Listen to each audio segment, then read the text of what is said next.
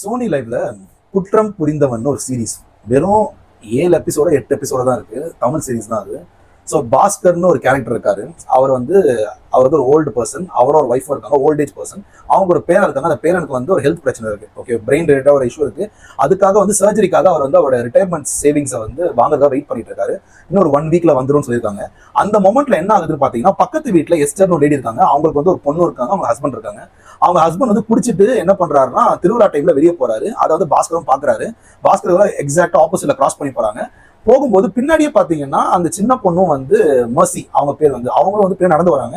எங்க போறீங்க கேட்கும் போது அவங்க சர்ச் போறாங்க, அம்மா வர சொன்னாங்கன்னு சொல்லிட்டு போறாங்க. திடீர்னு பாத்தீங்கன்னா பாஸ்கர் வந்து வீட்டுக்கு வந்துடுறாரு. ட்ரெஸ் எல்லாம் கழட்டிட்டு அவர் வீட்டுல இருக்கும்போது சடனா பாத்தீங்கன்னா அந்த பொண்ணோட அப்பா வந்து அந்த பொண்ணை கையில தூக்கிட்டு வராது. பொண்ணு ஃபுல்லா ப்ளீட் ஆகிட்டு இருக்காங்க. அந்த பொண்ணை வந்து யாரோ செக்ஷுவலா வந்து ரேப் பண்ணிட்டாங்க. ஓகே, எக்ஸ்ட்ரீமா அவங்கள வந்து ஹர்ட் பண்ணிட்டாங்க. பயங்கரமா ப்ளீட் பண்ண ஆரம்பிச்சிட்டாங்க. பாஸ்கர் வந்து ஒரு ஹாஸ்பிட்டல்ல வந்து அவர் வந்து இந்த அட்டெண்டரா இருக்கிற ஒரு பர்சன். ஸோ அவர் என்ன பண்றாருன்னா, அந்த சின்ன சின்ன ஹெல்ப் எல்லாம் பண்றாரு. அந்த அப்பா என்ன சொல்றாருன்னா, என் பொண்ணை காப்பாத்துங்கன்னு சொல்லும்போது இவர் சொல்றாரு, நான் தனியாக அதை ஹேண்டில் பண்ணக்கூடாது, கூட ஒரு லேடிஸ் இருந்து அவங்க அப்பதான் ஹேண்டில் பண்ண, டாக்டர்கிட்ட கொண்டு போறான்னு சொல்லும்போது அவர் பயத்துல வந்து வேண்டாம் அப்படின்னு சொல்லிடுறாரு. அப்புறம் சரி ஓகேன்னு சொல்லிட்டு வீட்டில் வைக்கிறாங்க. வீட்டில் வைக்கும் போதே பார்த்தீங்கன்னா பொண்ணுக்கு வந்து உயிர் போயிடுது. ஃபுல்லா ப்ளீட் ஆகுறாங்க. அவங்களோட பிரைவேட் ஏரியா வந்து ஃபுல்லா பிளட் ஆகுது. அவங்க காது வந்து பிளட் ஆகுது. ட்ரீட் பண்ண முடியல. ஸோ இறந்துடுறாங்க. சரி ஓகே, அவங்க அப்பா இருக்காரு, அவங்க சப்போர்ட் பண்ணாங்க. அப்பா என்ன ஆகுறாருன்னா, வெளியே போறாரு. மேல வந்து ஸ்லிப் ஆகி செகண்ட் ஃப்ளோர் கீழே வந்து அவங்க அப்பாவும் இறந்துறாரு. ஸோ இப்போ என்ன ஆகுதுன்னா, பாஸ்கர் வந்து ஒரு ஓல்டேஜ் நல்ல பர்சன். இப்போ போலீஸ் வந்து என்கொயரி வந்தாங்கன்னா அவரோட சேவிங்ஸ் அமௌண்ட் திரும்ப கிடைக்காது. என்கொயரி முடிய வரைக்கும் அது 2 இயர்ஸ் ஆகலாம், 3 இயர்ஸ் ஆகலாம். அந்த பயத்துல அவர் என்ன பண்றாருன்னா, அவன் பேரனை காப்பாற்றணுன்றதுக்காக அந்த பொண்ணோட டெட் பாடி வந்து ஃப்ரிட்ஜில் போட்டு ஃப்ரீஸ் பண்ணி வச்சிடறாரு. ஃப்ரிட்ஜில் வச்சிடறாரு. இதுக்கப்புறம் என்னெல்லாம் நடக்குது, என்னென்ன விஷயம்லாம் கனெக்ட் ஆகுது, உண்மையாவே அந்த பொண்ணை யார் வந்து அப்யூஸ் பண்ணி ரேப் பண்ணி கொன்னது அப்படின்ற அந்த சீக்ரெட்ஸ் எல்லாம் பயங்கரமான ரிவீல்.